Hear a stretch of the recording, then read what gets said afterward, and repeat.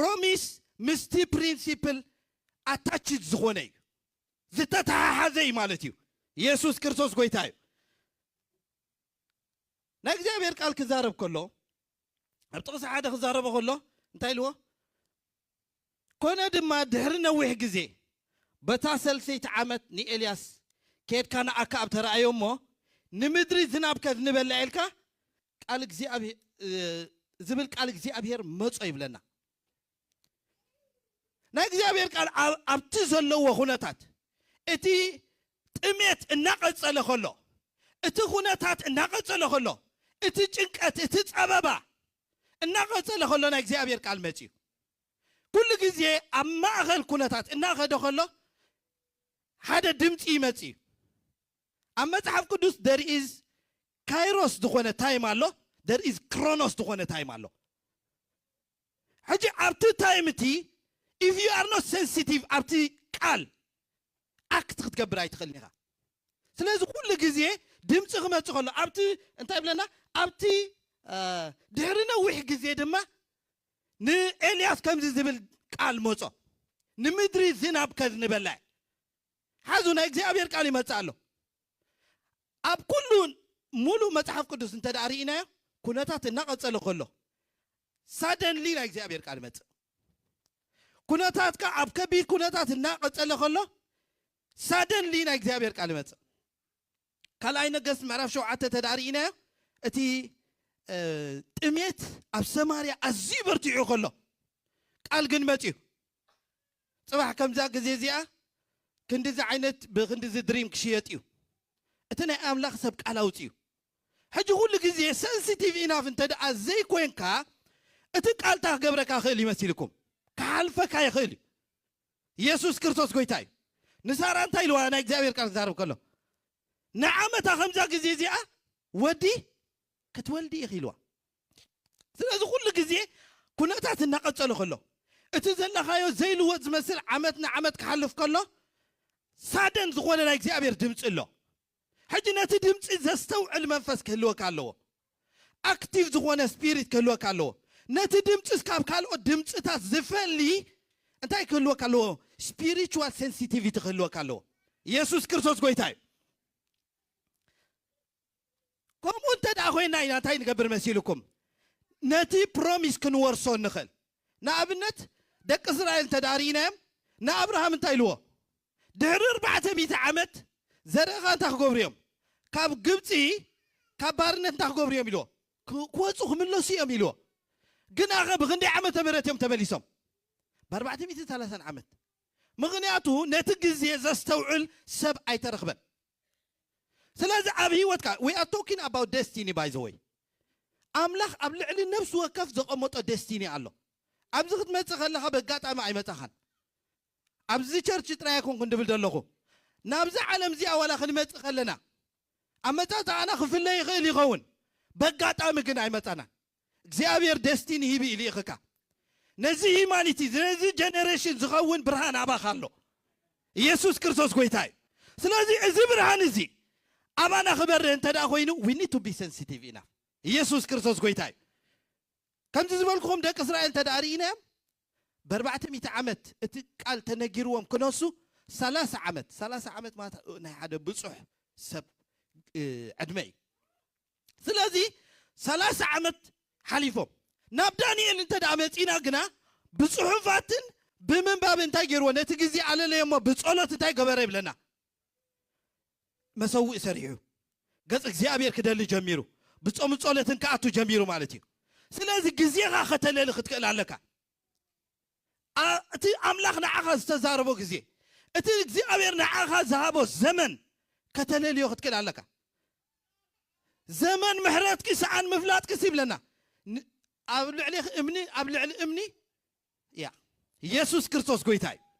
ስለዚ ዘመንካ ከተለሊ ክትክእል ኣለካ ኢየሱስ ክርስቶስ ጎይታ እዩ እንታይ ይብለና ኣብ ጥቕሲ 2 ክዛረብ ከሎ ኤልያስ ድማ ንኣካብ ክረኣዮ ኸደ ጥሜት ኣብታ ምድሪ ድማ በርቲዑ ነበረ ይብለና ኩሉ ግዜ ዝናብ እንተደኣ ደየለ ካብ ላዕሊ ዝመጽእ ነገር እንተደኣ ዘየለ ኣብ ምድሪ ጥሜት እዩ ዝኸውን ጥሜት ጥራይ ኣይኮነን ዝኸውን ኣምልኾ ጣዖት እዩ ዝኸውን ኣምልኾ ጣዖት ጥራይ ኣይኮነን ዝኸውን ናይ ዊችክራፍት ምልምማድ ይዝኸውን ኢየሱስ ክርስቶስ ጎይታይ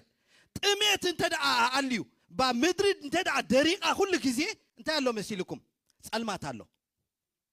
ድርቀት አብዘለው ሁሉ ጊዜ እንታይ አለው ጸልማት አለው ኢየሱስ ክርስቶስ ጎይታይ አብ መጽሐፍ ቅዱስ ምዕራፍ ማቴዎስ ምዕራፍ 12 ከይና ተሪኢና እቲ አጋንንት ምስወፀና በይኸይድ ብለና ናብ ምድረ በዳ ናብ ጻምዕ ኩሉ ጊዜ አጻምዕ ዝኾነ ነገር እንተዳ አብ ህይወትካ ድርቀት እንተዳ ሃልዩ always it attract demons ስለዚህ ሁሉ ጊዜ መንፈሳዊ ምልምላም አብ ህይወትና እንታይ እንገብራልና ክንላማመድ ክንከላለና አብ ህይወትና ትናይ ጸሎት መሰዊኢና አክቲቭ እንተዳ ዘይ ኮይኑ ሁሉ ጊዜ it attract demons ዘፍጥረት ምዕራፍ 1 ጥቅስ 1 ታይብል ምድሪ ድማ በረኻን ጥራያን ስለዚህ ጸልማት አብ ልዕሊ ማያ ይዝምብ ነበር ብለና በረኻ ጥራይካ እንድሕር ዳ ኮይንካ ኩሉ ጊዜ it is an invitation for the devil so you have to be full of joy full of peace full of the word of God full of prayer ኢየሱስ ክርስቶስ ጎይታይ ስለዚህ ጸሎት አባኻ እንታይ ኸውን አለው መሲልኩም activated ክኸውን ክኽእል አለው ኢየሱስ ክርስቶስ ጎይታይ ኩሉ ጊዜ አጻምዕ ዘለዎ ጉዕዞ በረኻ ዝኾነ ነገር እንተዳ አብ ህይወት ካሃልዩ it attract demons ኩሉ ጊዜ witchcraft ኩሉ ጊዜ ኤዛቤል ድማ እንታይ ትገብር ነበረት ይብለና አብ ጥቅሲ I think 17 ዘላ ኮነ ድማ አካብኒ ኤልያስ ክራአዮ ከደብለና እትን እስራኤል እትዕገርግር ንስኻ ዲኻ ብሎ ንስኻን ቤት አቦኻን ትእዛዝ እግዚአብሔር ብምሕዳንኩም ንበዓል ብምስዓብኩምን እንበር አነ ይኮንኩን ኢሉ ሕጂ ኩሉ ጊዜ እንተዳ ድርቀት አሎ አምልኾ ጣዖት ይዝበዝሕ ማለት እዩ ድርቀት እንተዳ ሃልዩ ድፍረት ይድበዝሕ ማለት እዩ ድርቀት እንተዳ ሃልዩ ኩሉ ጊዜ ፍርሃት አምላክ ካባኻ ይውሰድ ማለት እዩ ድርቀት እንተዳ ሃልዩ ንእግዚአብሔር ቀዳምነት ዝህብ አእምሮ የብልካል ማለት ይትኸውን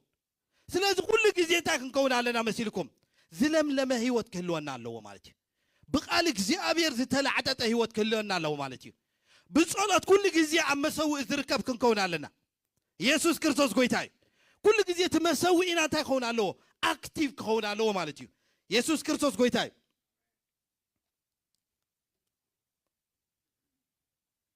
ስለዚህ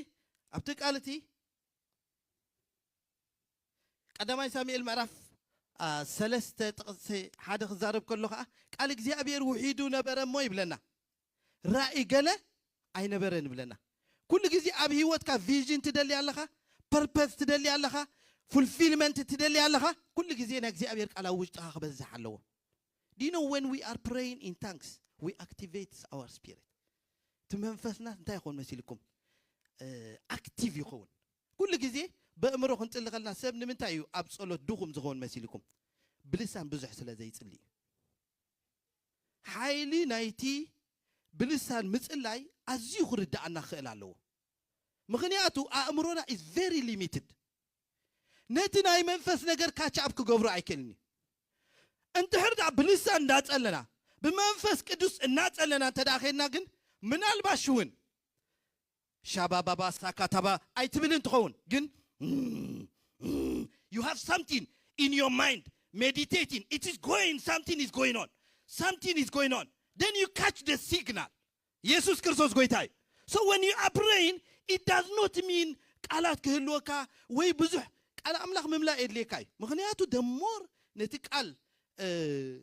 declare ዝገበርካዮ your spirit gets activated you catch something ዝነደካ ነገር ኣብ ውሽጥኻ ዲኖ ብቃል እግዚአብሔር ምሕጓስ ከም ዘሎ ኢየሱስ ክርስቶስ ጎይታይ ስለዚህ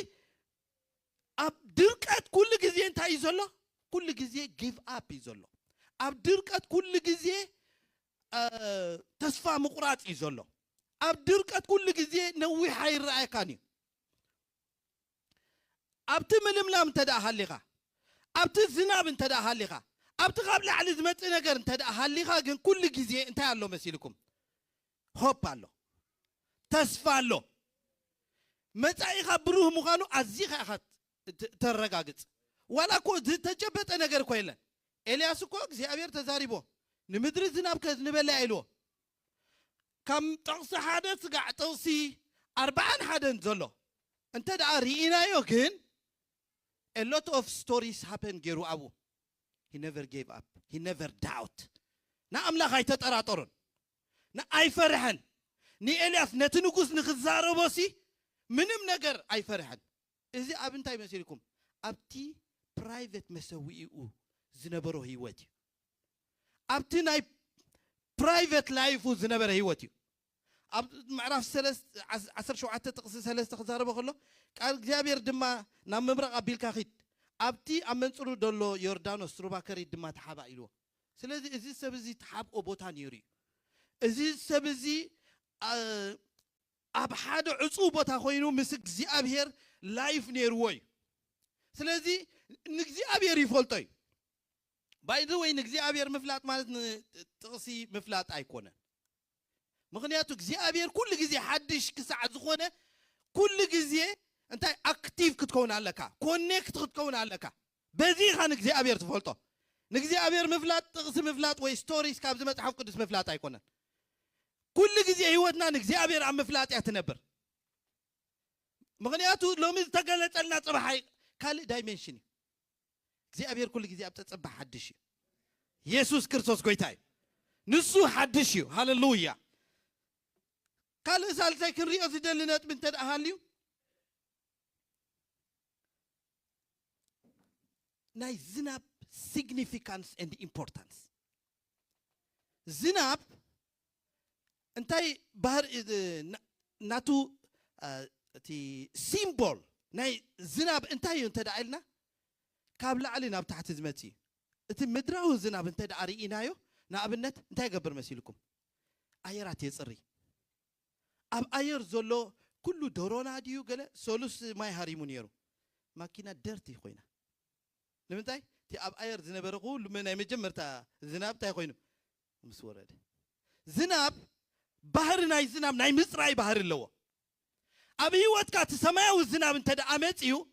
መጀመርታ እንታይ ዝገብረካ ፒዩሪፋይ ይገብረካ የጽሬካ ዝናብ ናይ ምልምላም ባህር ኣለዎ 55 ጥቕሲ 9-10 ደላም ብበለይ ኢሳያስ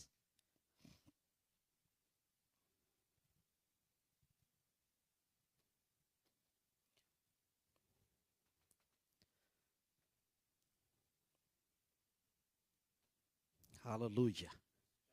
ጥቕሲ 9 10 ከምቲ ሰማይ ካብ ምድሪ ልዕል ዝብል መገድታተይ ካብ መገድታትኩም ሓሳባተይ ካብ ዝናብን ውርጭን ካብ ሰማይ ከም ዝወርድ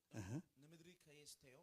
ከም ዘፍርን ከም ዘብቆልን ከዓ ከይገበሮ ዘርእን ዘራኢ መግብን ተቐላቢ ድማ ከይሃበ ከምዝሕሪት ከም ዘይምለስ ኣባጠጠበል ዝናብ ባህሪ እዩ እንታይ እዩ ካብ ላዕሊ ናብ ታሕቲ ምስ ወረደ ምግቢ ንተቐላቢ ዘርኢ ከዓ ንዘራኢ ናይ ምሃብ ባህሪ ኣለዎ ዝናብ ካብ ላዕሊ ንታሕቲ እንተ ደኣ ወሪዱ ምድሪ ፍሪኣ ክትህብ ናይ ግድን እዩ ዝናብ ካብ ላዕሊ ንታሕቲ እንተ ደኣ መፅዩ ምድሪ ክትልምልም ናይ ግድን እዩ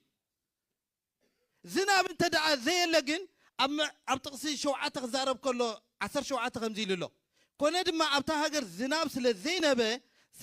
ስለ ዘይነበረ ድሕሪ ሓያሎ ግዜ እቲ ሩባ ነፀፈ ይብለና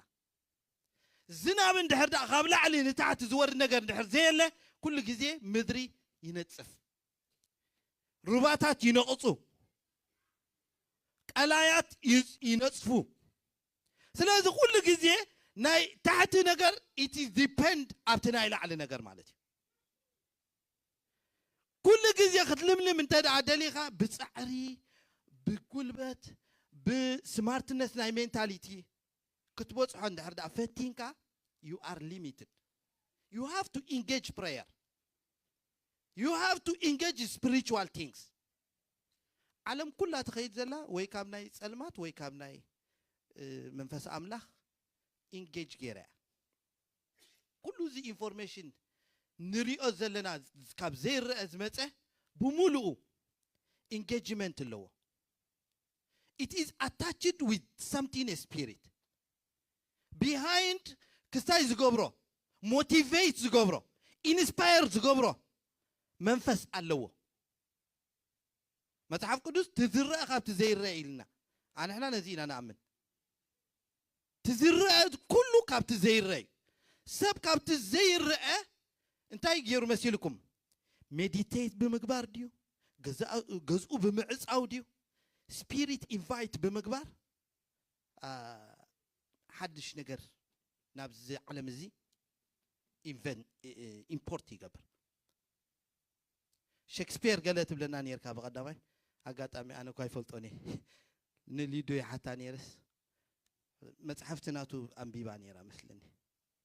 ስፒሪት ፊልድ ሆነ መጽሐፍቲ ዘለው ይላል ለይቲ ሁሉ ጊዜ ሰዓት ሓደ ናብ ወጪው ኣብቲ ኮረዲዮናቱ ክስታይ ይገብር ነሩ ይላትኒ በጣም ይገረም ነረ ማለት ኩሉ ወላ ትዝርስ ካብቲ ዘይርአ ኢንቨንት ዝኾነ ዝመፀይ ሊኔጅ ኣለዎ ኢየሱስ ጎይታዩ ንሕና ድማ ካብቲ ራይት ዝኾነ ስፒሪት ካብ መንፈስ ኣምላኽ ናብዛ ዓለም እዚኣ ንጸልወሉ የድልየና እዩ ኢየሱስ ክርስቶስ ጎይታዩ ስለዚ ዝናብ ካልእ እንታይ ባህሪ ኣለዎ መሲልኩም ጃጅመንት ናይ ምምጻእ ባህሪ ኣለዎ ረሳሕ ዘበለ ገለ ዘበለ ኩሉ ግፍጥ ኣቢልዎ እዩ ዝኸይድ ውሕጅ ኮይኑ ምስ መፀ ማይ ኣይሂ ከዓ ክንሪኦ ንኽእል ኢና ኣብ ግዜ ኖህ ማለት እዩ ስለዚ ዝናብ ክመጽእ ከሎ ጃጅመንት ኣብ ልዕሊ ጸላእትኻ ኣብ ልዕሊ ትዝጻረረካ ዘሎ ኣብቲ ጥሜት ኮይኑ ኣይትኸይድኒ ኢኻ ስኻ ናተይ ኢኻ ዝብለካ ዘሎ ጃጅመንት የምጽእ ኢየሱስ ክርስቶስ ጎይታ እዩ ስለዚ እዚ ዝናብ እዚ ኣብ ህይወትና ክዘንብ የድልየና እዩ ማለት እዩ እቲ መገዱ ክንሪኦ ኢና ግን እዚ ዝናብ እዚ ኣብ ህይወተይ ቬሪ ኢምፖርታንት ኢልና ክንሓስብ ኣለና እዚ ዝናብ እዚ እንተመጪና እንታይ ንኾን መሲልኩም ናይ ኖህ መርከብ ኣብ ልዕሊ ኣራራት ትርከብ እዚ ዝናብ እዚ እንድሕር መፂኡ ጸብለል የብለካ የውፃካ ሃይሊ ፖቴንሻል ክነስና ግን ሰርቴን ቲንግስ ሊሚት ዝገበረና ሰባት ብዙሓት ኢና ምናልባሽ ሪዝን ክንቦ ንኽእል ኢና ኣብ ዓዲ ስለ ዘለና ካልቸርናትና ኢንግሊሽ ቋንቋ ገለ ኖ there is nothing ኣነ ህንዳውያን ክንደይ ኢንግሊሽ ወላ ሓንቲ ዝተቆራረፀ እንግሊሽ እንዳገበሩ ግን ኣብ ጽቡቕ ቦታ ዝሰርሑ ይፈልጥ መጽኦም ከዘራርቡኻ ከለው ምናልባሽ ትካል ስለ ዘለካ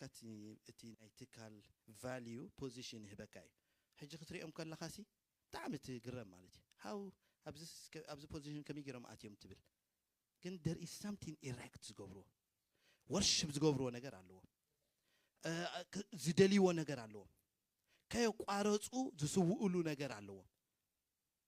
ስለዚ ንሕና ከዓ እቲ ዝተናገረና ነገር ከቢድ ኣይኮነን እቲ ዝተዋህበና ሓላፍነት ከቢድ ኣይኮነን ትእዛዛቱስ እንታይ ኣይኮነን ይብለና ከቢድ ኣይኮነን ይብለና ምናልባሽ በጊዕ ወይ ብዕራይ ኩሉ ግዜ ሰዋዕለይ ተዝኸውን ነይሩስ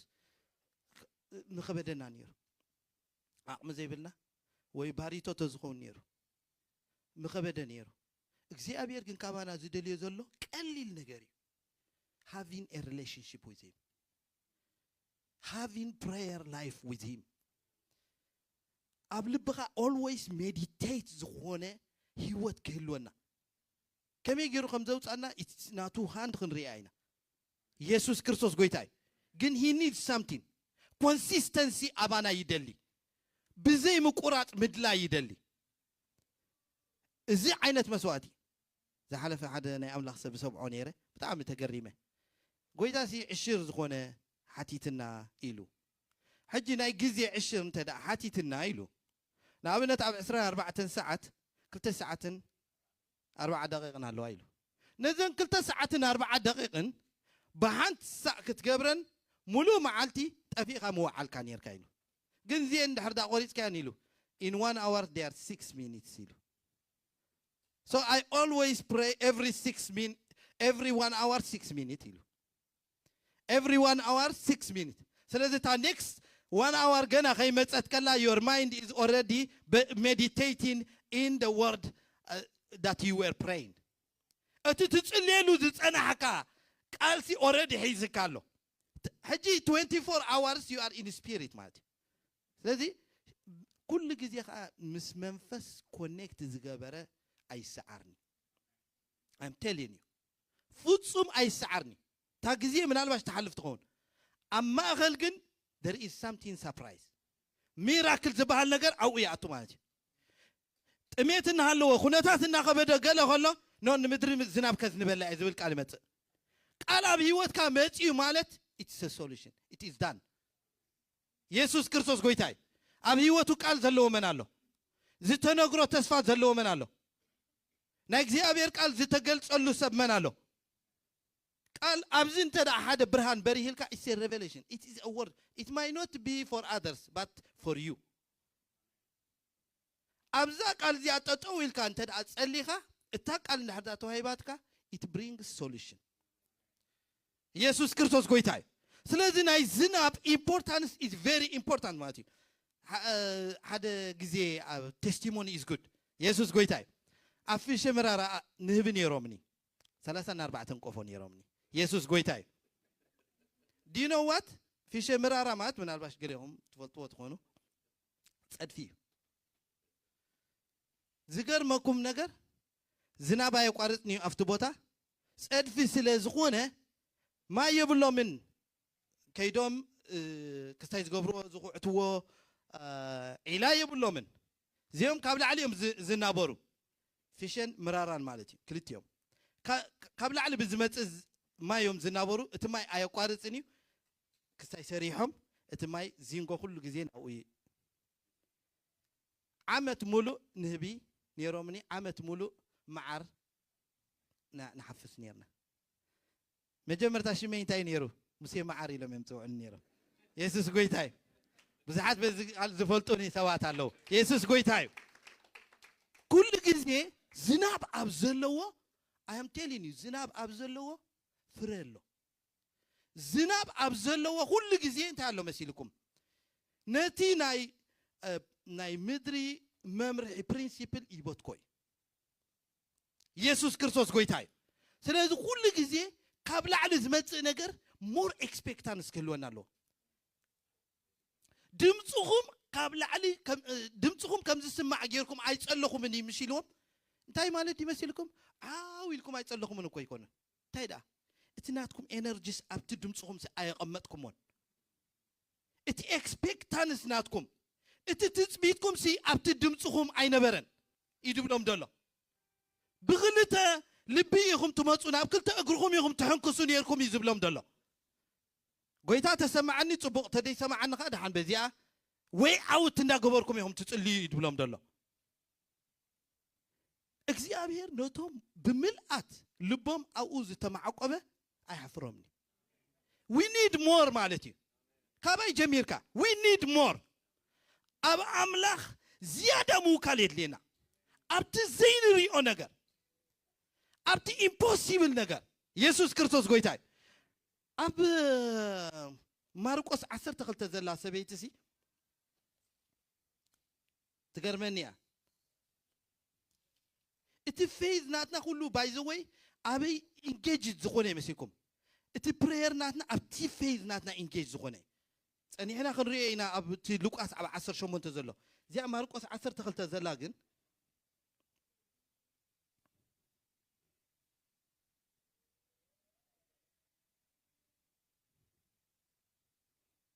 عشرة 26 እንዲያ ዘላ 41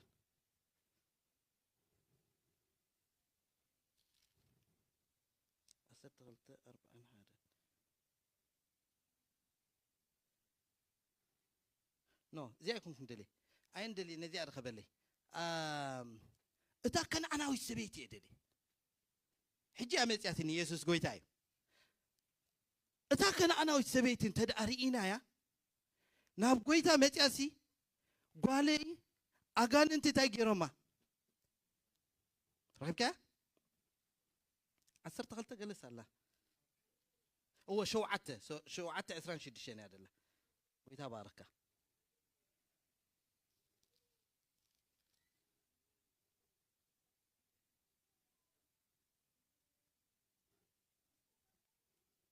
كندي شو عته إسران 4 أوكي يس ويتاي باركة تخكل حنت سبيت دما قولا برخص منفس التتعزت وريئو سميع مصت اب اغرو تدفئون اتا سبيت اب اغرو تدفئت حزوا وريئو سميع ناب مصت اب اغرو كا تدفئت she prayed ماتي that is prayer اب اغرو انتي جبرت تدفئت اتقالاتا شو انتي نيرو تقص 27 يسوس كا نو اتا سبيتي صراعويت نبرت ولدا خا سوريا فينقيو كاب غوالا غانين كوصالا دما لمنتو يبلنا اب اغرو تدفعت انتي غبرتو لمنتو كاب غوالا غانين كوصالا سلميناتو غويتا انت ايلوا انجيرا ولود العلكا نخلاقاتي اي وهابني توم ولود مجمرتا يصغبو يلوا اسا انت ايلاتو اخلابات دما رفراف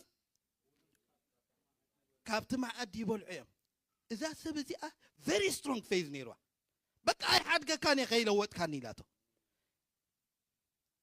إتي شعود سيزنكو جانا أحزابكو نابتي promise أي تحوسوا نيرمكو by her faith جن she took her healing بأمنتها جن تاجرا مسيلكم إتي فوساس وسيدا إتي زدليا من نقاف وسيدا لومي اكزيابير كفوسنا بتفقادو غزي خمصنا غلط راي كونان كنصبزلنا faith كل غزي زي ايبلاي faith it's given to us and mercy it's given to God مهرت نا اكزيابير بتزدل يوم عالتي زمصكا نعغا كن اتيخا توصلا زتوهبتك لايسنس الله faith كل غزي نعغا كابت زلغايو خناتات نموصع مسولو تاساسيرالا مونياتو 18 لوقاس تصحاد ريله men always to pray not to faint امرتيعم كتصليو خمس غبام دما بمسلا كمهرم جمر يبلنا كي قبصو كل ساعه كتصليو خمس غبام دما بمسلا تزارو مقباص معنات انت ماتي faint مقبا ويدما مقباص مالت تسفا مقراص كاب እግዚአብሔር نزي مقبالسي مقراص كابتي زلو ገመድسي مقراص مبتاخ مالتي ስለዚህ كي قبصكا كونيكت ክትገብር እንተዳ ኮይንካ እንታይ ተድልየካላ ፌዝ ምክንያቱ ኣብ ጥቅሲ 8 ዲገለ ክዛረባ ከሎ ወዲ ሰብ ክመጽእ ከሎሲ እምበርዶ እምነት ክረክብ ይብለና ጸሎት ምስ እምነት እንታይ ገይርዋ መስልኩም ኮኔክት ገይርዋ if you have faith you need to pray if you are a man of faith you have to connect by prayer ዘይት ጽልን ተዳኾንካ you will not have faith ምክንያቱ ኣብ ገዛር እስኻ ድበሃል faith የለን faith ኩሉ ግዜ ኣብ ኣምላኽ ስለዚህ ምስ ኣምላኽ ሕብረት ዘይብልካ እምነት ክህልወካ ኣይክእልኒ እምነት ህይወት ኣለዋ has life ስለዚህ ታ ላይፍ ካብ ላዕል ትመጽእ ላይፍ እንደ ህርዳ ኣባኻ ክትቅጽል እንተ ደኣ ኮይና you need connection ማለት ኢየሱስ ክርስቶስ ጎይታ እዩ ሃሌሉያ ስለዚህ ናይ ዝናብ ኢምፖርታንስ ኣዝዩ ኣገዳሲ እዩ ኢየሱስ ክርስቶስ ጎይታ እዩ ናብ ጥቕሲ 41 ክኸይድ ያብሔር ይባረኽ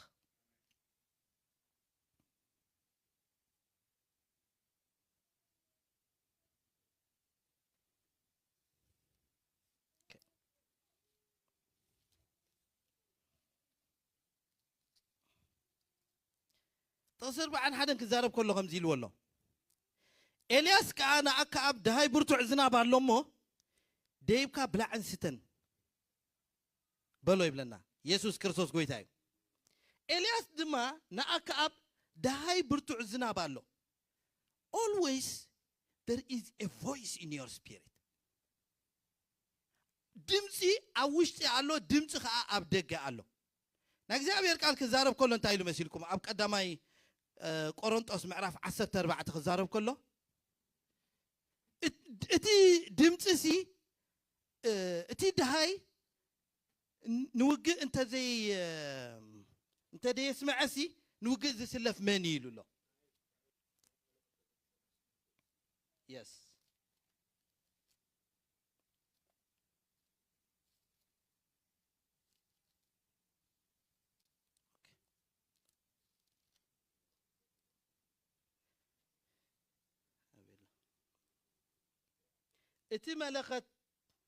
اتملخت زي فلت دمتي انت دهاي من ينوقع زتلف كل جزء دهاي بفلاي ابتيك ادم زمن نوقع زخون دهاي اللوم نأويات زخون دهاي اللوم نمرد زخون دهاي اللوم نتحقق زخون دهاي اللوم دهايات زتفل عليه سلذي أينا دهاي تسمع الله تهزبي أكتيف يخون نتي تباهيل زل نوقع انت دا خوينو ناي وقع ملختي زنفح اندحر دعا قبري ويدما حزن دحر الله خوينو نعوز خون ملختي زنفح ابي وتكا كل غزي تدهاي كتفلط اخت كيل عليك بزح غزي اوشتنا we don't have discernment زيبلنا انت دا خوينا تاينا نخون مسيلكم confused زخونه لايفينا نمره كل غزي ابي وتكاس something كسمع خلخس yeah this is the voice of God exactly እግዚአብሔር በዚህ አቅድመ ሕጅ ተዛሪቡንስ it happens አውሽትኻ ዝፈልይ ነገር ክህልወካ ኣለዎ ዝፈልይ ነገር ዘይብልካ እንተ ደኣ ኮይንካ እቲ ደሃይ ከም ንኻልኦት እዩ ዝኸውን ሓደ ድምፂ ምስ ተነግረስ it's a signal ንኣብነት ኣብ ዳዊት እንተ ደኣ ርኢናዮ ዳዊት ንናታን ክረኽቦ ምስ ደለየ ነቲ ናታን ነቲ ጋሻ ዛግሪኡ እንታይ ገይርዎ ምልክት ሂብዎ እታ ምልክት ዳዊትን ዮናታንን ይፈልጥዎ እዮም እቲ ጋሻ ዛግረ ግን ኣይፈልጣኒ ሲግናል ኦልዌይስ ክትፈልጥ ክትክእል ኣለካ ኣብ ህይወትካ something happen ክገብር ከሎስ this means this ዘብለካ ነገር ክህልወካ ክእል ኣለዎ ዝተሓዋወሰ እንድሕር ኣለካ ኮይኑ ብንፋስ ከም ዝኽብከብ ሰብ ኢኻ ትኸውን ስለዚህ ደሃያት ከተለልዮም ኣለካ ማለት እዩ ብፍላይ ድማ እቲ ካብ እግዚአብሔር ዝመጽእ ደሃይ ምክንያቱ እግዚአብሔር ክፍውሰካ መጽኡ ሲኢንካ ኸይድ ይኽእል ምክንያቱ እግዚአብሔር መንፈስ እዩ ቶም ሰግድሉ ብሓቅን ብመንፈስን ክሰግድሉ ይግባእ ስለዚህ ናይ መንፈስ አክቲቭነት እንድሕር ደኣ ዘይብልካ ኮይኑ እግዚአብሔር መንፈስ እዩ ትዝህበካ ኣብ መንፈስካ እዩ ዝቕመጥ እሱ ንሓሳብካ ይገዝኦ እቲ ሓሳብካ ከዓ ንኣብዚ ምድሪ ዝኽትገዝእ ይገብረካ ማለት እዩ ኢየሱስ ክርስቶስ ጎይታ እዩ ስለዚህ ደሃያት እንታይ ክትገብሮም ኣለካ መሲልኩም ከተለልዮም ኣለካ ኣብ ህይወትካ ንኣብነት ኣብዚ ፅሑፍ እዚ እንተ ደኣ ርኢናዮ ንኣካብ እንታይ ኢልዎ እቲ ደሃይ ብርቱዕ ዝናብ ኣሎ እሞ ኪድ ደይብካ ብላዕን ስተን ኢልዎ some people they activated by food ነቲ ዝድለ ዘሎ ጉዕዞ ንምኻድ some people እቲ ናታቶም ምድላዋት ብምግቢ እዩ ብምብላዕ ብምስታይ እዩ እቲ ናይ ኣምላኽ ሰብ ግን እንታይ ይብለና ንሱ ግን ናብ ከረን ቀርሜሎስ እንታይ ገበረ ይብለና ደየበ ይብለና ሰገደ ኢየሱስ ክርስቶስ ጎይታ እዩ ስለዚህ እቲ ናይ ኣምላኽ ሰብ ነቲ ዝተዛረቦ ነገር ነቲ ኣብ ህይወቱ ክኸውን ኢሉ ዝዓወጆ ነገር ንዑ ንምትግባር እንታይ ገይሩ ናብ ከረን ቀርሜሎስ ይደይቡ እቲ ንኣካብ ግን እንታይ ገይርዎ ኪድ ብላዕ ስተ ኢልዎ ተዳሎ ኢልዎ ጋዝካ ምላዕ ኣዚና ርሑቕ መገዲ ክንከይድ ኢና ኢልዎ ሕጂ ኣብ ህይወትካ ነቲ እግዚአብሔር ተዛረበካ ብዙሕ ግዜ ኣብቲ ምድሪ ሓበሻ ተዳኣ ርኢናዮ ሓደ ፀገም ኣለና we don't confess right ማለት ንኣብነት እግዚአብሔር ኣብ ህይወተይ ከም ዝኽገብር እዩ this is going to happen in my life ኢልና ኣዋጃይ ንእውጅን ኢና ንምንታይ ብምንታይ ከም ነጽንዖ ስለ ዘይንፈልጥ whatever you said መጽሓፍ ቅዱስ መጀመርታ ምባል እዩ ነቱ ዝበሎ ከም ዝኸውን ዝኣምን ዘይትብል እንተ ደኣ ኮይንካ you are not ready to expect ማለት እዩ ንምቕባል ትጽቢት የብልካን ማለት እዩ ስለዚህ መጀመርታ እንታይ ኢኻ ክትገብር ዘለካ ክትብል ኣለካ ተዛሪበ ነይረ እንዴ ምፁኡ ርግፅ ኢለ اتخلو زخل مسأنا نازلة يسوس كريستوس قويتاي سلازي موصور قصيل كات الزارب عليك سلازي قال سبات بمقبين تاخون مسيلكم they activated their mind مقبي بايزوي نأمرنا انتي قبري مسيلكم صبوق زخونا activities قبرو كم زحوقوسي قبري صبوق سيجنال سيبوي جن روحوق اي خيدني اتي كم منفس زمت activation جن I am telling you it changes your life forever تمليس كان ابتغنتات كسع زي ترغبو تميت عبيتك كسع زي ركب تسفى مقرات عبيتك كسع زي ركب انت قبرو مسيلكم نزل عالمي زرحوه يسوس قويتاي سلازي نزرعنا يو أبهيوتنا أملاخ تزاريب إن نبلو نجار علنا دو I want to remind you those words زيابير نمدر الزناب كذ نبلا إيلو أبهيوتكم زيابير عينا الزنابي خذ النبيلو دلو حزوه don't let it go كخيدا يتحدقوه زيابير كم زخ قبر الكائن كله عمتي خيد عمتي مسا حزو stand on it remind God توم نجزيابير أتوم نجزيابير تذكروا أنت هتكبروا أي تعرفوا نيورسالم كسعزتنا أمدر دما ما مسكني كسعز قبراسين أنت هتكبروا أي تعرفوا ويلو سنة كل كذي you need a strong spirit زي سعد منفس كله كله ندهرت زيبل كل كذي نقراتنا خبر خيط كله توم ترر سبات يوم زخدوا توم زيادة تنفاس زلهم سبات يوم زيبوا أتوم أبو أمرهم زتسع عروس سبات جنا خيدي يبو يكوننسي جنا بروح كله خمي غير خدي بي مدبلو يسوس قويتاي نحنا كل كذي كم منفس إمبارت زخون ناينا منفس كذي أبير أبانا زلي إت منفس كأقول كذي أي كإن زبها الفوكابلاري يبولون أي كوني زبها الفوكابلاري يبولون نزيل لنجر نبهلو زنت أملاخسي أبتناتوس impossibilities بهال vocabulary يلن يسوس قويتاي سلازو كل جزء the more you are persistent the more you are انتي تقول مسكم نجارات كان دات فتح يزخيد يسوس كريستوس قويتاي زي أبير نمتى يتفلتوا ليهم زلابيلو نبتي كناتاتنا نبتي ندلي بركة زي اتونا هذا جزء تبركة كتفعنا سلازخيد أنا سبات يفلته مكينة طبقت مكينة جزء أمسي حنت مع التخزور وأخبلو بزنا شكتي كستاي تأديهم just it blesses they didn't manage it manage كقبروا يكالون سلازي كل جزء أبي كدمي خاطر أبزي أزولو تراين دحدا تري إخوانك كل جزء ألاقي كاوز sophisticated زخونة فتنا له أب عالم كلهم سبب لكم يلي سلازي كل جزء كناتات أبلعلو كناتات يقاتم ملالس نجرا سلزيل أيقونن جنس خاون لعلي زخونة حيلي سلزلكاي دانيال كل جزء أبتي أف أنا بس كأتو خلو أبتو جود قاد كم نلعلي أم بس أخوي نسلز ترى بتراي يسوع كريستوس قويتاي هاللويا يسوع كريستوس قويتاي سلز كل جزء تدهاي كتللي ولا كمالتي كلا غري أزيدلي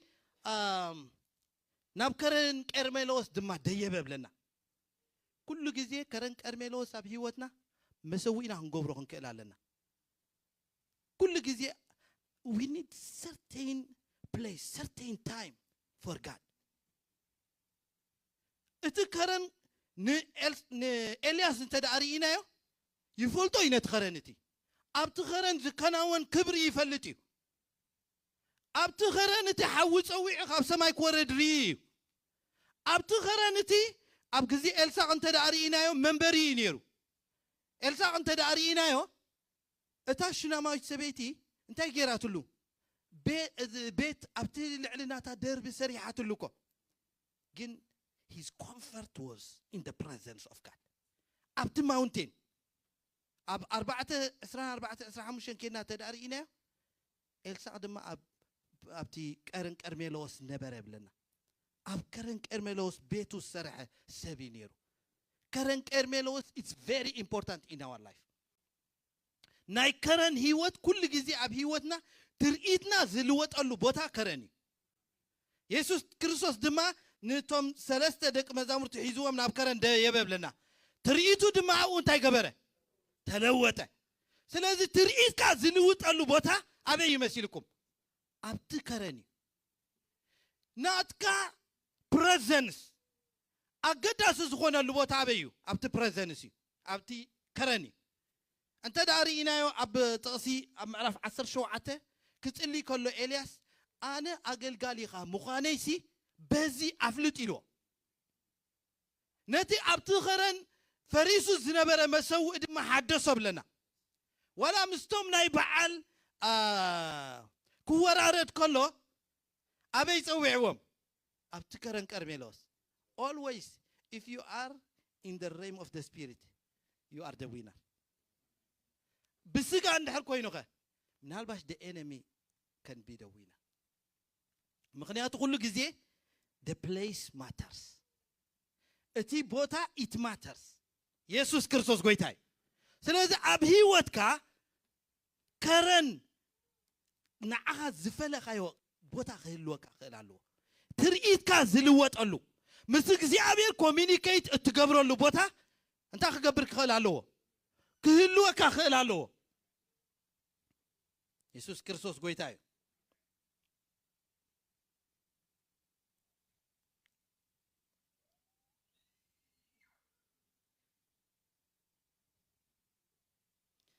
ኣብቲ ኸረን ቀርሜሎስ እቲ እግዚአብሔር ድማ ናብኡ መፀት ብለና ኩሉ ግዜ ኣብቲ ኸረን እያ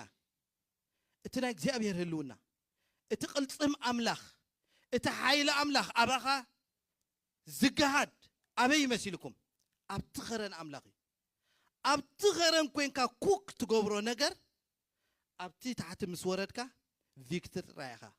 ኢንጆይ ትገብር ማለት እዩ ኢየሱስ ክርስቶስ ጎይታ እዩ ዘጸአት 17 ጥቕሲ 9-10 ረእየለይ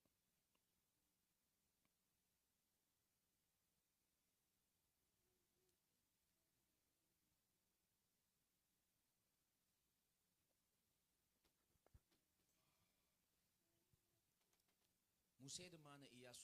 ሰባት ሕረየልና እሞ ወፂእካ ምስ ኣማሌቕ ተዋጋእ ኣነ ጽባሕ በትሪ ኣምላኽ ኣብ ኢደይ ሒዘ ኣብ ርእስቲ ክሩባ ደው ክብል እየ በሎ ኢያሱ ከዓ ከምቲ ሙሴ ዝበሎ ገበረ ምስ ኣማሌቕካ ተዋገ ሙሴን ኣሮንን ሁርን ድማ ናብ ርእሲ እቲ ኩርባ ደየቡ ኮነ ከዓ ሙሴ ኢዱ ምስ ኣልዓለ እስራኤል ይስዕር ነበር ኢዱ ምስ ዘውርድ ድማ ኣማሌቕ ይስዕር ነበር ኢየሱስ ክርስቶስ ጎይታ እዩ ኩሉ ግዜ ኣብቲ ኸረን እንታይ ምግባር ኣሎ መሲልኩም እዳውካ ምስ ተልዕል እቲ ኣብ ታሕቲ ዘሎ ውግእ ናብቲ ናትካ ኣድቫንቴጅ ይቕየር እንድሕር ደኣ ኣብ ላዕሊ ትሰርሖ ነገር ዘይብልካ እንድሕር ኮንካ ግን 50-50 ንምውፃእ ኢኻ ትኸይድ ማለት እዩ ኢየሱስ ክርስቶስ ጎይታ እዩ ኣብ ጸሎት ኩሉ ግዜ ጊቭ ኣፕ ክንገብር የብልናን never give up in prayer never give up in prayer ከይ ቀበጹ ክጽልዩ ከም ዝግባኦም ኣብ ጸሎት ኩሉ ግዜ ነገራት ኣይመጸናሉ the more you pray the more you fast the more you seek God ኣብ ጸሎት we never give up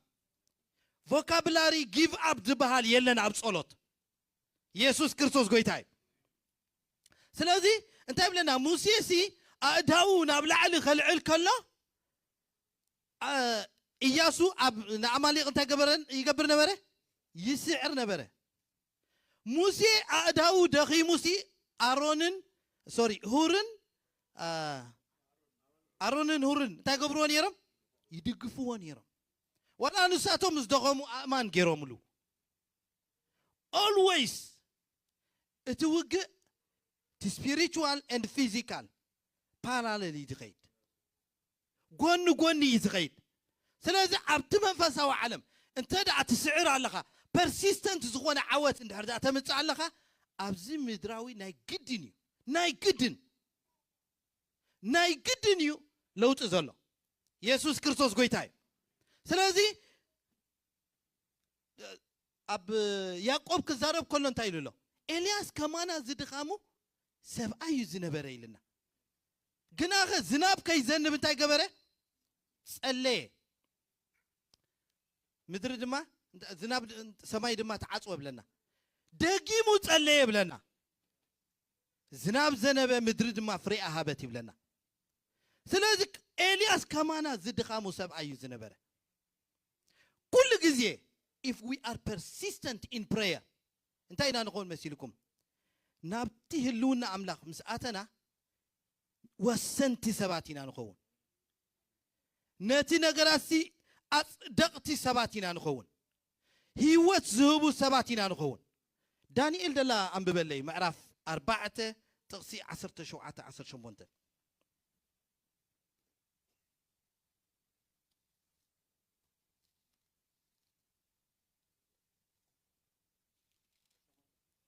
17-18 እቶም ህያዋንሲ እቲ ልዑል ኣብ መንግስቲ ሰብ ከም ዝመልኽ ንዝደልዩ ከዓ ከም ዝህቦ ኣረ ነቲ ካብ ሰብ ዝንእስ ደኣ ልዕል ከም ዘብሎ ምእንቲ ክፈልጡ እዚ ባህሊ እዚ እቶም ሓለውቲ ዝመደብዎ እዚ ነገር ዝውን እቶም ቅዱሳን ዝኣዘዝዎ እዩ ሬኹም እቲ ልዑል ኣብ ምድሪ ህያዋን ከም ዝገዝእ ምእንቲ ክፈልጡ ሲ እቶም ሓለውቲ ዝኣዘዝዎን እቶም ሓለውቲ ዝመደብዎን ይዝኸውን ኣታ ወዲ ሰብ ኢሉ ኣብ እስራኤል ሓላው ደገ ገይረ ኣቑይመካ ኣለኹ ኢሉ ሕጂ እግዚአብሔር ንዓኻ ኣብ ቤትካ ሓላው ገይሩ ቆሚካ ኣሎ ኢንፍሉዌንስ ኩሉ ጊዜ ካበይ ዝጅምር መሲልኩም ካብ ህይወት እዩ ዝጅምር I have to influence my life I have to influence my desires ነቲ ናተይ ድሌታት ነቲ ናተይ ኔጌቲቪቲ ኢንፍሉዌንስ ክገብሮ እንተዳ ጀሚረ ካብኡ እንታይ ይገብር ኢንፍሉዌንስ ናተይ it increases ናበይ ናብቲ ናተይ ዘሎ ሰርክል ኣብኡ ዘለዉ ምናልባሽ ቤተሰበይ ክኾኑ ይኽእሉ ኣብኡ ዘለዉ ምናልባሽ ሓዳር ክኸውን ይኽእል ኣብኡ ዘሎ ምናልባሽ ውሉድ ክኾኑ ይኽእሉ እቲ ኢንፍሉዌንስ ናትካ ናብኡ ቅፅል then it continues ገለ ሰባት እሳቶም ተዛሪቦም ሃገር ሰሚዓላ ማለት እዩ ናይ ገሊኦም ከዓ ዓለም ሰሚዓላ ማለት እዩ ኢየሱስ ክርስቶስ ጎይታ እዩ ስለዚ how do we cook እቶም ሓለውቲ ዝመደብዎ እቶም ሓለውቲ ዝዓዘዝዎ እዩ ዝኸውን እግዚአብሔር ሓላው ደገ ገይርካ ኣሎ ብለካ ኣለኹ እግዚአብሔር ኣብ ቤትካ ሓላው ደገ ገይርካ ኣሎ ዝኾነ ጸላኢ ዝኾነ በራሪ ዝኾነ ተዋጋኢ ኣብ ቤትካ ምእንቲ ኸይኣቱ ዝኾነ ሕማም ኣብ ቤትካ ምእንቲ ኸይኣቱ ኣምላኽ ሓላው ደገ ገይሩ ኣቑይምካ ኣሎ he trusts you he give you power ኣብ ቤትካ ፍቃድ ሂብካ ኣሎ ፍቃድ ንባዕሉ ሓይሊ ብገዛእ ርእሱ ኢየሱስ ክርስቶስ ጎይታ እዩ ስለዚ እቶም ሓለውቲ ዝመደብዎ እዩ ዝኸውን in prayer always you have to be persistent እዚ ናይ ኣምላኽ ሰብ እንታይ ይብለና ከይዱ ድማ ኣብ ከረን ቀርሜሎስ እንታይ ገበረ ሰገደ ይብለና እንታይ ኢሉ ከም ዝጸለየ ኣይነግረናን እዩ በቲ ናይ ያዕቆብ እንተዳሪእናዮ ድማ ጸለየ ይብለና ርእሱ ኣብ ክልተ ኣእጋሩ ገይሩ እንታይ ገበረ ብለና ጸለየ always when you come to the place of prayer ኣይትሸገር እንታይ ክትብል ምዃንካ come to the place of prayer come to the place of consecration and start to praise God ንኣምላኽ ከተምልኾ ጀምር ስለቲ ዕቤቱ ስለቲ ዘለዓለማውነቱ ስለቲ ክእለቱ ስለቲ ዘይውዳእ ሓይሉ prayer does not mean ሃበኒ ኣይኮነን ኣብ prayer ሃበኒ ክህሉ ይኽእል ይኸውን prayer ግን ሃበኒ ይኮነን prayer ብዙሕ ነገር ክህሉ ይኽእል ይኸውን ግን ሓንቲ ነገር ግን ኣይኮነን ጸሎት ኩሉ ጊዜ worship እዩ ክጽልዩን ከመስግኑን ምስ ጀመሩ ይብለና መሰረት እታ ቤት ድማ አንደቅደቅ ይብለና ስለዚህ when we come to the place of prayer እንታይ ክብለ ምናልባሽ እቲ ጸሓፊ እንታይ ኢሉ ከም ጸለየ ዘይነገረና ምስጢር ክኸውን ይኽእል ምክንያቱ ኩሉ ነገር ኣይትመሃሮን ኢኻ እንታይ ደኣ ትሙከሮ ኢኻ ኣብ ጸሎት ምስ መጻኻ ክስታይ ኮንካ እንትኸውን ትምህርቲ ኮንካ እንትመሃር መጽሐፍ ቅዱስ እዚ ኢልኩም ጸልዩ ኣይኮነን ድብለና ከምዚ ኢልኩም ጸልዩ ይድብለና አቦና በሰማይ ትነብር إلكم تسليو يكون اندبلنا كمزي إلكم تسليو. So he showed us the way. جنعود رايكن دق ما يكون أنت نجيرنا. يسوع قويتاي. كمزي إلكم تسليو يزبلنا. سلازي when you come to the place of prayer أنت إيه تسليك كتشنق قبل كان. Just praise God. Just worship him for who he is. سمايات زفتره.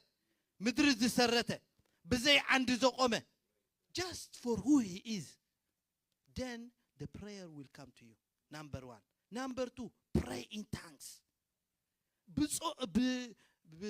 بلسان بقانقا مسألة كن مهار علينا. مخنياتو our mind is very limited. أمرنا سي contain كجبر أي كإلني. ده حسب دزو على. But when you pray in tongues, a lot of revelations comes to you. قال أباخا يوحز. من البش نسخة بزعبة إزلك هونتات كتسلي تدلي تخون. إكزيابير جن بزعبة رديت زدليه زلوا بزام عالت زيا بزاد دقيقة زيا بزعبو وختصليك يدلي يخون. سلازي أبلسان مسألة always there is a perfection. أبلسان مسألة كل جزء إيرار زبها النجار يلن. يسوع كريستوس قويتاي. اتمنفس دماء اتحسب أملاك انتاي مخانوس يفول طيب لنا. سلازي بمنفس كتسلي انت دعا جميركا حسب أملاك نمتسلا اي تقاقنيغا. ولا انتي اي تدكمنيغا. يسوع كريستوس قويتاي. سلازي كل جزء when you come to the place of prayer, pray in tongue. Pray in tongue. Pray in tongue. Pray in tongue. بلسان تسألي سي مستيرات مس أملاك يزارب يبلنا. A lot of مستيرات يخات يزارب. زي تقل هنا قر مالت كوي. زي تقل سنة قر مالت كوي. أمرها زي بطحنا قر مالت كوي. سلازم مستيرات يخات يزارب. إذا زد لنا زلنا نمدرنا فتح زد ليا مستير. زي تقل هنا قر. زي تقل سنة أبينا بتهندي. فتح خمس أي كألن كأ بتهنا لنا. سلازم زد لنا زلنا انتايو مستير زخوانة نجاري. كابك زيابير زخوانة نجاري. لو تخمس زغلسي زي تقلها زي ترى أي نجاري. ترى أي نجار ما أبينا بتهي. يسوع كريستوس قويتاي. بزح جزء نتخلص سبات أورد بتهي مزلوا إن عندنا زلنا. جن زيابير جن beyond. كمي جري نتاهي واتكاس impactful زغبرة he knows it. So مسؤول relationship بزلنا متن أنت على مسيلكم influence على. كل جزء نبلو نجار على. باري خنوسو نتي سأول تداري ناسي إتا ذهابو advice جن نامنك سنة تامتياتو. Just single زخونات advice it changes his life. سلازي أبين أي position الله خاي كونن. إكزي أبير bridge جيرون تدا أتتك إملكا كبرنا أملاخ. تدبلت أنا جر أبهيوت فقد أملاخ فتيمكا محلافي. أب معرف كل تمارك أصدلو أنت داري نامس 4 عروختو نتي paralysis دنوبورو سب أيسي يعروختو كام فوتوتو كام جن أتنا تاتم إمنسي كاب كريستوس فوسخ قبلاخ إلوه. Sometimes don't work for yourself, work for others. I'm telling you. زي أبير دمانة عاقا للصور حسابات كتسأل كاي. He will send you helpers. بزح جزية بك أن رأسنا بك أبتناتنا هيوت تعلمنا ستا هيوتنا. قال يوم جن علمهم جن ناتهم ديكونس نايكال أو سبات علم كأدم ما حدرو سبات علو. سلازي كل جزية if you need help بفلاي كا unlimited زخوانة نجار أبهيوت كان هرتدلي على خوينكا involved in others matters. أمناي كال أو سبات هيوت أتو. أمناي كال أو سبات جعزة أتو. إذا 4 سبات تدارينا قويتا كو بأمنتهم تجريمو. تجرم بلنا. 4 سبات بقى نحسي أفريسهم أو ديقمو قويتا خفوسو إيلو. ولدو يكونون بسقى حواتو يكونون بقى فتوتو سلازخونو تراي እግዚአብሔር ሄልፐር ይልአኸልኩም ብለኩም ኣለኹ እግዚአብሔር ሓጋዚ ይልአኸልኩም ኣብ ህይወትኩም ኣብዛ ሃገር ኣብዛ ከተማ እዚኣ እግዚአብሔር ደጋፊ ይልአኸልኩም ብለኩም ኣለኹ ኢየሱስ ክርስቶስ ጎይታ እዩ ስለዚህ ኩሉ ግዜ how we pray what we pray struggle ክንገብር የብልናን እንታይ ኢና ክንጽልይልና ክንጭነቕ የብልናን let's come let's pray and revelation will come ብዛዕባ ህይወትና እንታይ ኢልና ክንውጀሉ ከም ዘለና ነቲ ኹነታትና እንታይ ኢልና ኢና ክንዛረቦ ከም ዘለና ንእግዚአብሔር ቃል ኣብ ውሽጥና ይመጽእ ኢየሱስ ክርስቶስ ጎይታ እዩ ካብኡ ቀፂልና እንሪኦ ሓሳብ እንተደኣሃልዩ ኣብ ጥቕሲ I think 45 ተገለ ደላ እስከም በለ ኢየሱስ ጎይታ እዩ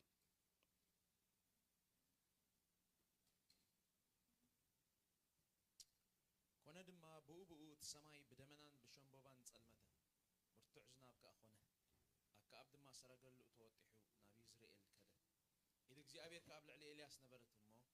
ሕቑኡ ተዓጢቑ ክሳዕታኒ ይዝራኤል ዘእቱ ቀቅድሚ ኣከኣብ ይጎይ ነበረ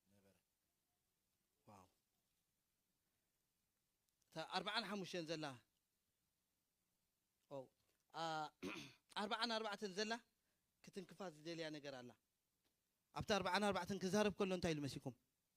ኩሉ ግዜ a prayer we need to be persistent ክብል ጸኒሐ እቲ ናይ ኣምላኽ ሰብ ሓንሳእ ነቲ ዝተዛረቦ ነገር ምሽ እራብ ድማ ብርኪ ክብላ ካብ ጻዕረን ድማ ይዕርፋ ምሽ ይብለና ተንበርኪኹ ነቲ ዝተዛረቦ ነገር ከጽንዖ ኢሉ ምስ ክጽሊ ምስ ጀመረ ነቲ ባሪኡ እንታይ ኢልዎ ከድካ ናብ ቸግበር ናብ ባህር ጠምት ኢልዎ ገለ የለን ኢሉ ተመሊሱ 7 ግዜ ተመላለስ ኢልዎ ምናልባሽ ናይ ገለ ሰባት ሓደ ግዜ 7 ዘድልዮ ክኸውን ይኽእል እዩ ናይ ገለ ሰባት 2 ግዜ 7 ዘድልዮ ክኸውን ይኽእል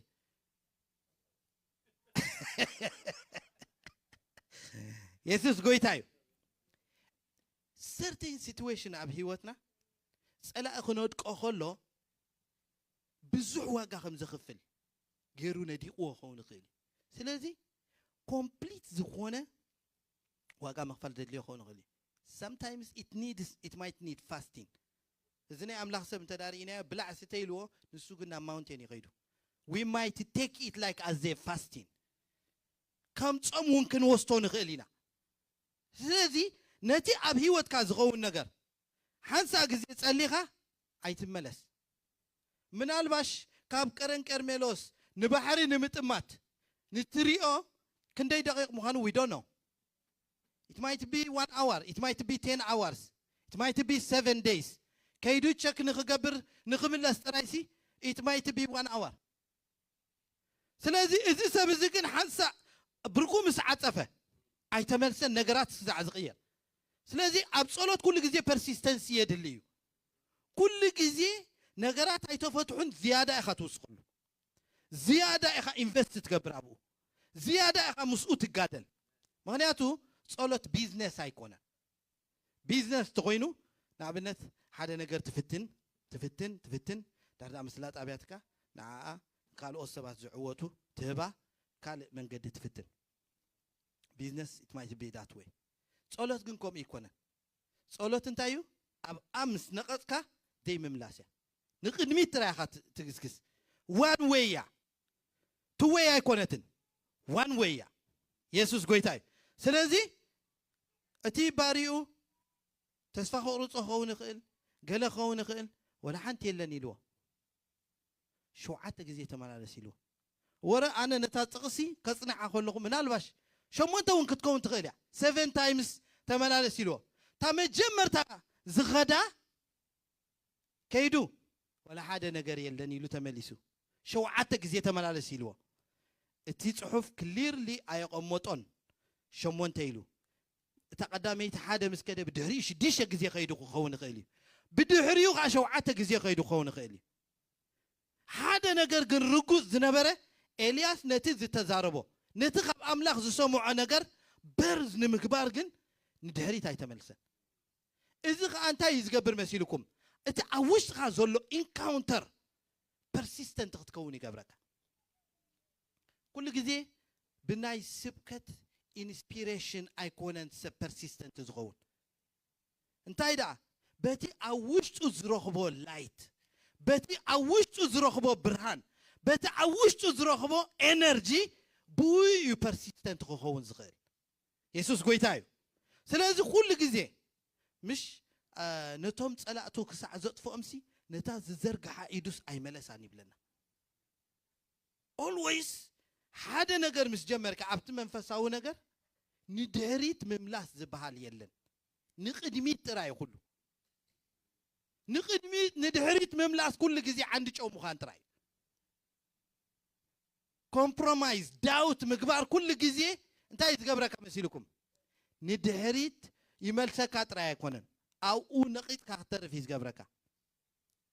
ብዙሓት እንዳተባረኹ ብዙሓት እንዳተለወጡ ወላ ንስኻ ደይክትልወጥ ትኽእል ኢኻ ኢየሱስ ጎይታ እዩ ስለዚ እዚ ናይ ኣምላኽ ሰብ ነታ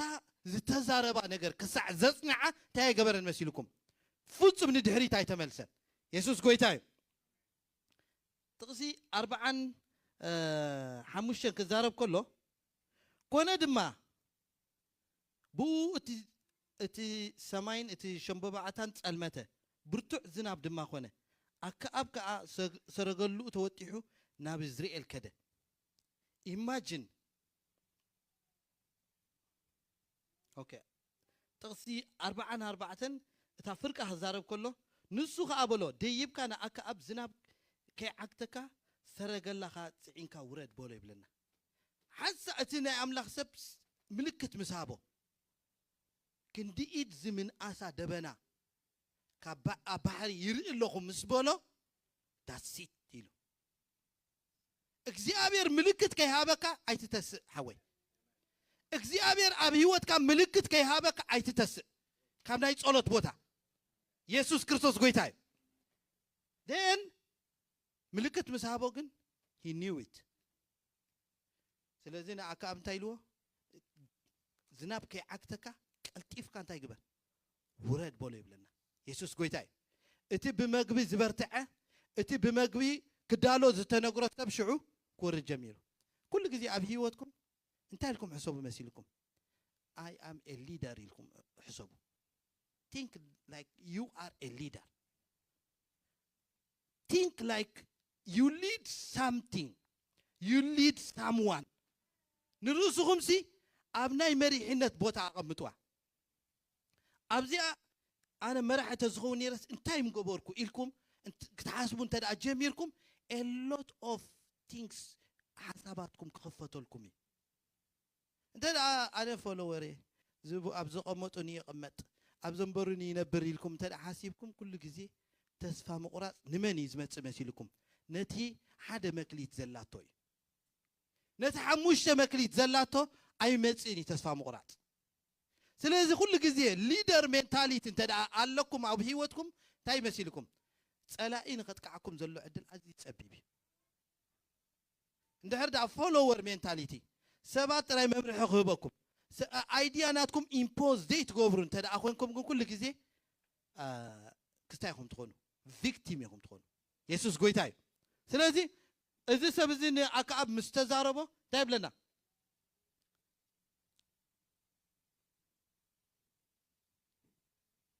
ኢድ እግዚኣብሔር ድማ ኣብ ልዕልዩ ነበረት እሞ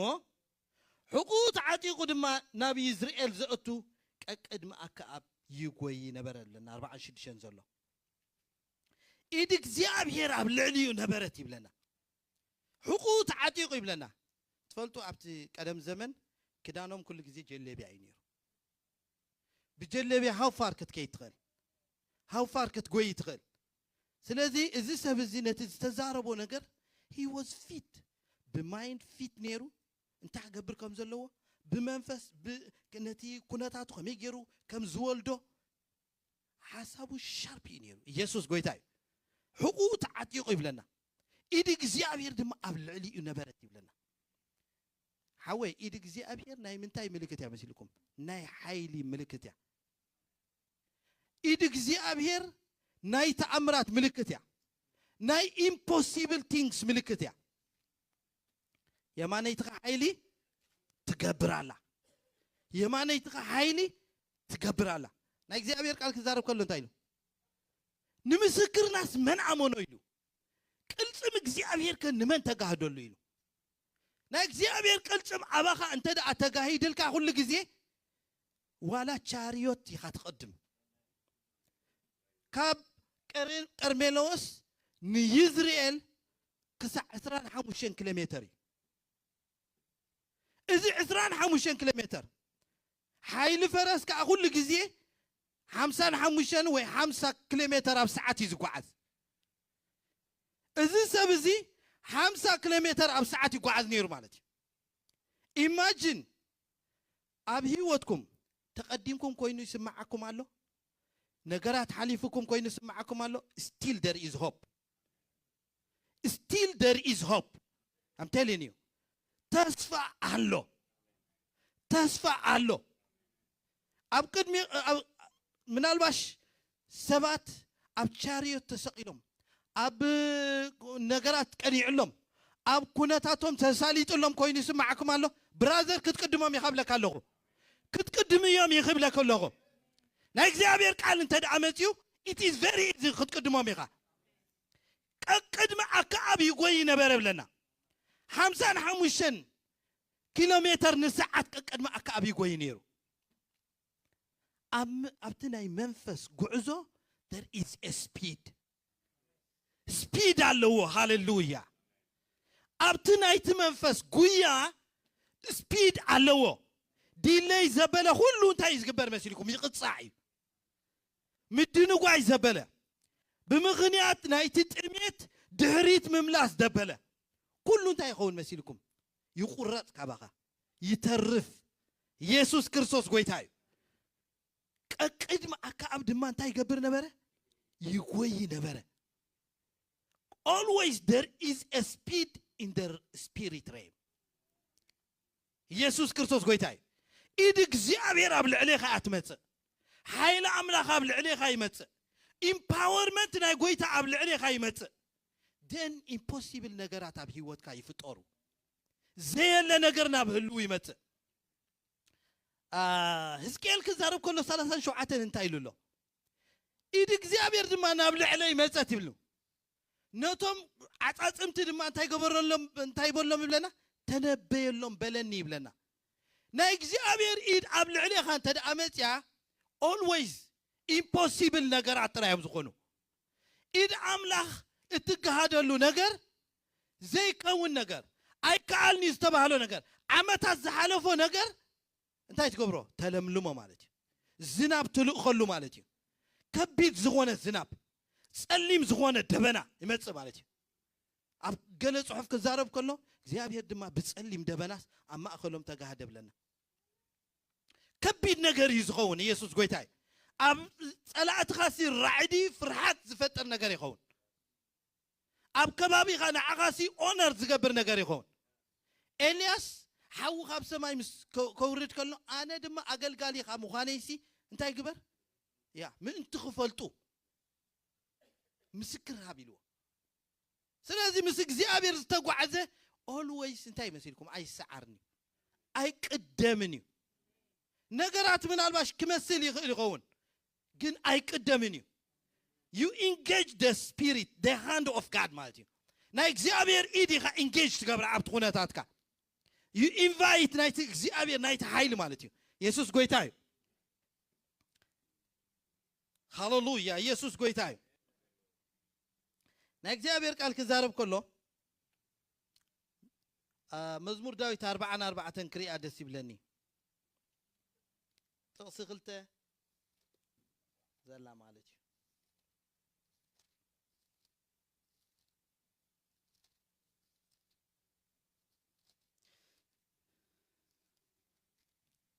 ኢየሱስ ጎይታ እዩ ኣለና ብሓንሳብ ምሽ ኢየሱስ ጎይታ እዩ ጥቕሲ 2:3 ክዛረብ ከሎ እንታይ ኢሉ ብሂካዮም ነበርካሞ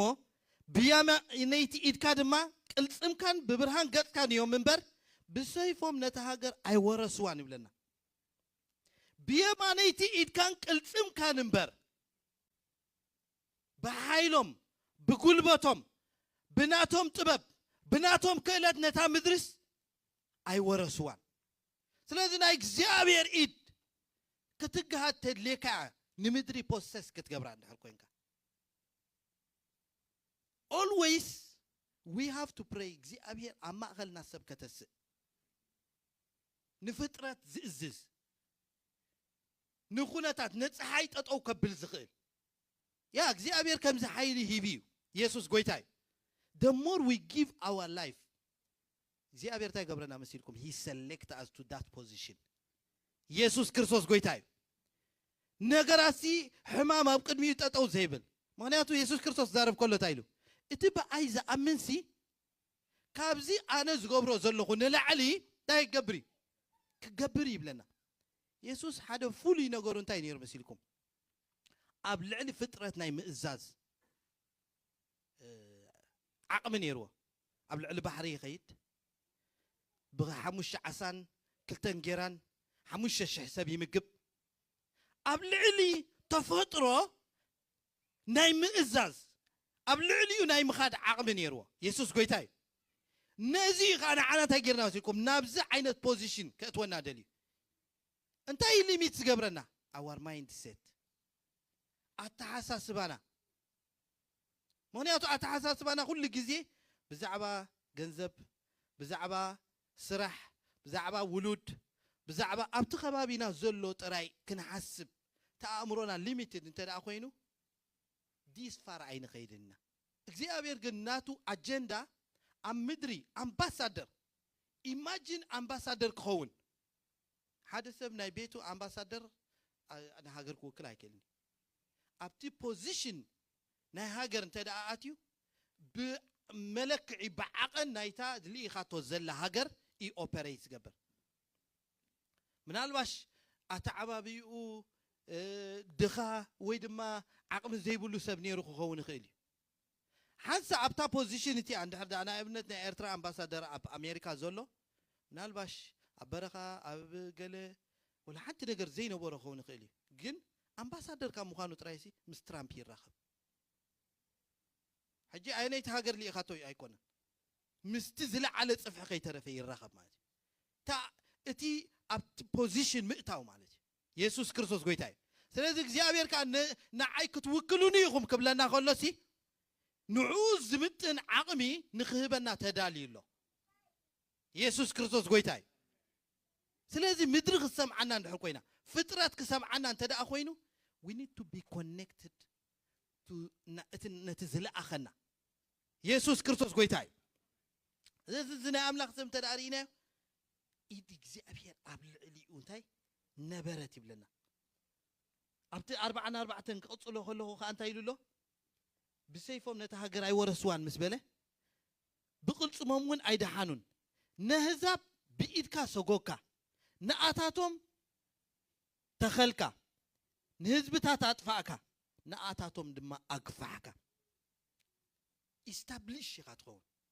ትስረት ማለት እዩ ንኣታቶም ሲ ተኸልካዮም ኢሉ ኣግፋሕካዮም ካ ኢሉ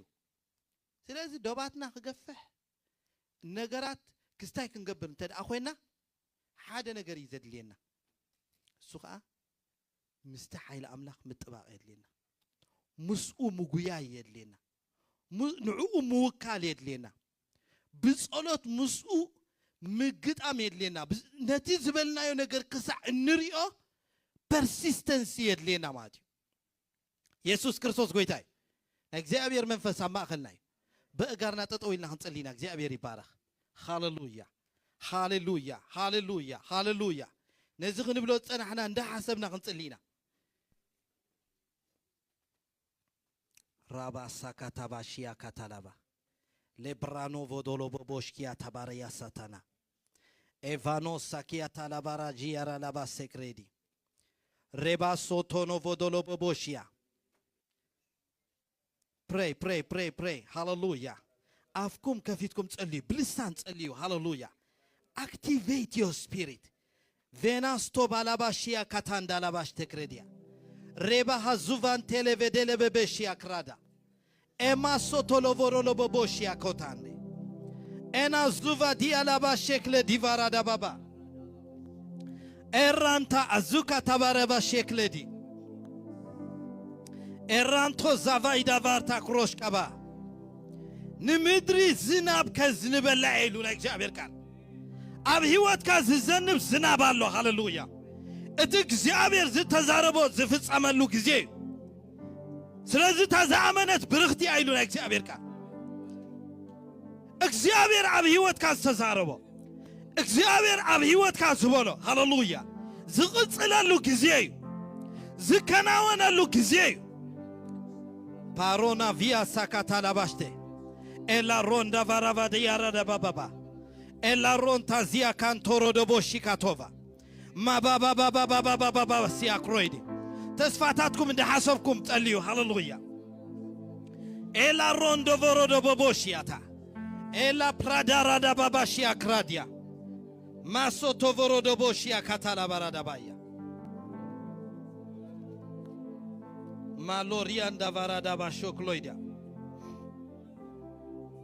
ናይ እግዚአብሔር ቃል ዛረብ ከሎ ከምዚ ኢሉሎ ኦምሲ ተስፋ አለው ወይሉ እንተ ተቆርጠ ኸዓ መሊሱ ይጥጥዕ ውልደታቱ ኸዓ አይውዳእኒ ይብለና ኦምሲ እንተ ተቆርጸ ተስፋ አለው ሃሌሉያ ኣብ ክርስቶስ ክሳዕ ዝተሰረትካ ተስፋ ኣለካ ብለካ ኣለኹ ኣብ ክርስቶስ ክሳዕ ዝተሰረትካ ተስፋ ኣለክ ይብለክ ኣለኹ ተስፋ አምላኽ ኣብ ህይወትካ ዝፍጸመሉ ጊዜ ተስፋ አምላኽ ኣብ ህይወትካ ዝፍጸመሉ ጊዜ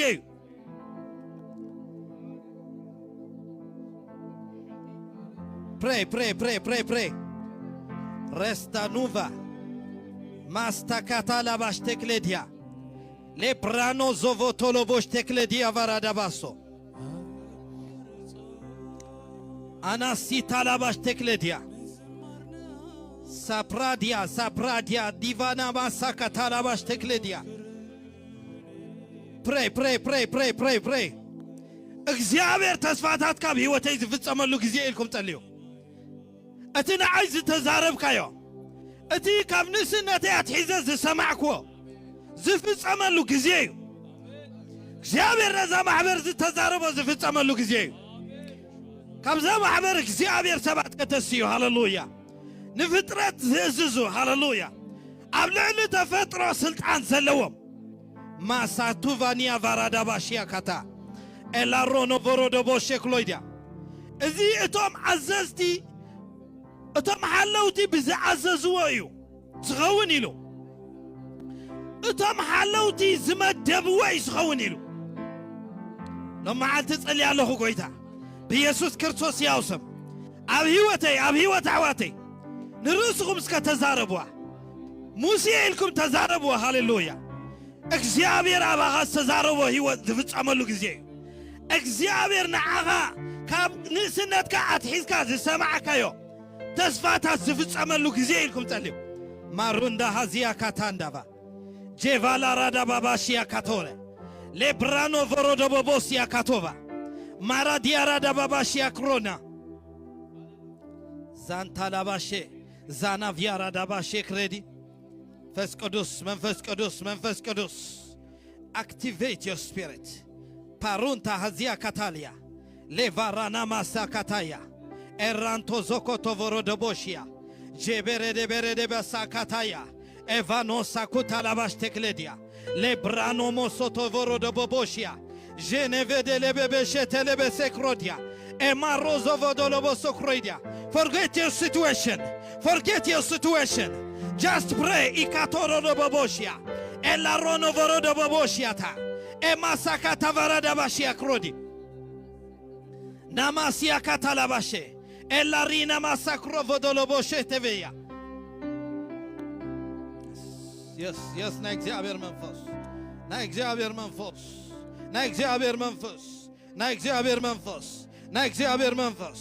እግዚአብሔር መንፈስ ህልውና አምላክ ንጸልያለና ጎይታ እኖ በኢየሱስ ክርስቶስ ያውስም ኤፕሮዶቮሮዶቦሺክላዲያ ኣብዚ ቦታ እዚ ምልክት ክትገብር ጸልያለኹ ምልክት ክትገብር ጸልያለኹ ሚላዱና ማሳታ ቫራዳባሼ holy إنه يمانيتي كابز بوتازي تزرقح بلالخو يمانيتي كابز بوتازي تزرقح يمانيتي زيابر حيلي تقبر على حيلي تقبر على حيلي تقبر على حيلي تقبر على حيلي تقبر على. Let us lose in the name of Jesus. نعمتها ستقمته أي كيني زبله بيسوس كريستوس يوسم إيدك زيابير أبلاليه تقعد نتعليالنا بيسوس كريستوس يوسم ما فودي على باشا كلوديا حفرتك بهيوتنا هتكنت تتعلياله إيد أملاخ إيد أملاخ إيد أملاخ إيدك زيابير إيدك زيابير إيدك زيابير إيدك زيابير ما ساكتايا إيه بابا براذرز علينا زيابير ما فاساب زبوت هزلو إيه كاكا تالباش تكلديا إيدك زيابير بلا لهم إيدك زيابير إيدك زيابير أبوتاتنا بإيدو ما يتساقروان أوه فانوفا تاكرويديا قلتمك زيابير نما تكهدو اللي زبن قلتمك زيابير بلا لهم أبلعلنا أي نفس وقف كرن قلتمك زيابير تواع لهم أي تعلمني حزب لك أي تعلمني حزب لك قلتمك زيابير تواع لهم ما سونا فديا بساكتا هي جالورا دانا ماستكرويدي قلتمك زيابير تواع لهم ما كتبا زبا أديلا مساكتا حويناتك برهان من تغين صبارق زعبيلو قلتمك زيابير نتوعلو لنا إيدك زيابير نتوعلو لنا بوتنشال كان غيقات